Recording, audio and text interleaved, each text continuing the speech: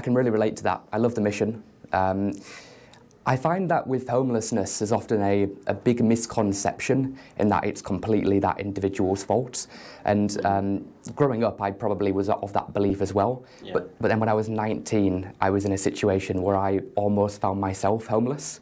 Right. So I moved to New Zealand to, I basically chased a girl who ended up becoming my wife, but chased my girlfriend at the time to New Zealand. She was doing her PhD. When I moved there, I had basically no money. I was like a 19-year-old kid. And didn't have any connections, any contacts in the country, so we had enough money for like 1 or 2 months rent, and then I had to have found a job, otherwise we would have potentially been in a pretty difficult situation. Now luckily we had what you mentioned in terms of the scaffolding, the support group. We had friends, we had family, people that could have helped us if we needed to.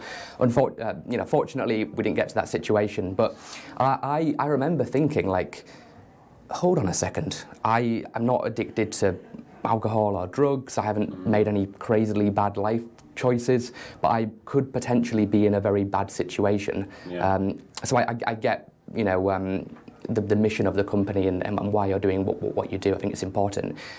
You mentioned on our mutual friend James Mitra's 40-minute mentor podcast a couple of years ago that 80% of people using Beam are able to get a job, which kind of goes against that legacy narrative in terms of it being their fault. So can you speak a little bit about how we could potentially change the public's perception of the homeless crisis, if that makes sense? Yeah, well, you mentioned before that, growing up, the sort of narrative that you had heard was this is the fault of these individuals, they've got themselves into a mess with drugs or whatever it is. I think that narrative of blame is one that pervades a lot of these social problems because it's a simple argument and you obviously don't think that anymore, but also most people are just a bit intellectually lazy and that's why, dictators get elected. Yeah. Life is more complicated than that, but a narrative around this is their fault, this is the government's fault for not solving this problem, this is the responsibility of civic society, or I give my £10 a month to this charity and it's the charities who need to fix this problem, it's their job. That just doesn't get us very far. It certainly hasn't got us very far to date. We believe in a fundamentally different model.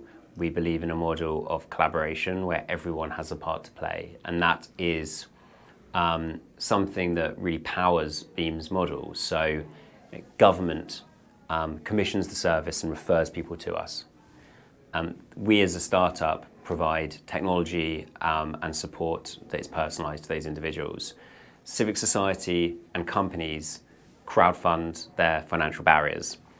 Employers hire them, landlords house them. So everyone is in at least one of those categories.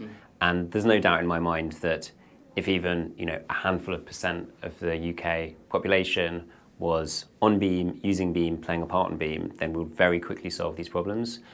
We've supported now kind of over 1% of people experiencing homelessness in the UK, which is obviously nothing like the impact we want to have. But if we can double for a few years, then this is really going to show up in kind of national statistics. That's obviously the goal. So that narrative is I think persistent, and we need to kind of change the story. Again, I think there's another narrative, which is these problems are too big, these problems aren't going to get solved. There's a defeatism, and that's most pervasive in Silicon Valley. You could tell a Silicon Valley VC that you're going to find a way to send satellites to orbit Jupiter for $5 million. But if you tell them you're going to solve a social problem that exists outside their front door for $100 million, they'll think you're completely crazy. And I think people have really given up on some of these problems. I don't think that's because they're insoluble. I think it's because we haven't tackled them with the same quantity or the necessary quantity of human and financial capital. Both of us work in the tech scene, and I am kind of the odd one out, I would say, by working on, having founded a tech company that is solving these really complex, difficult social problems.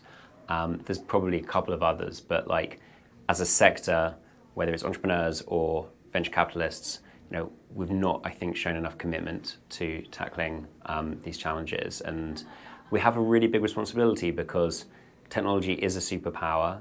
It can transform the world as it has and as it will continue to do. And we kind of hold this torch collectively as a sector, and we need to make sure that we are using that power responsibly. Yes, money may make the world go round, and yes, money may be necessary to make the sector function and pay people's salaries and so on. But there needs to be more to it than that.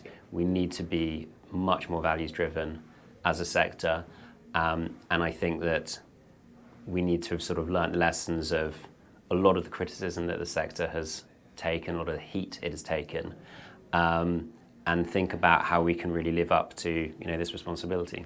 Cool. I'm with you on all of that, and I'm excited for our company to help play a small role in that, working with Beam moving forward. You too, Alfie.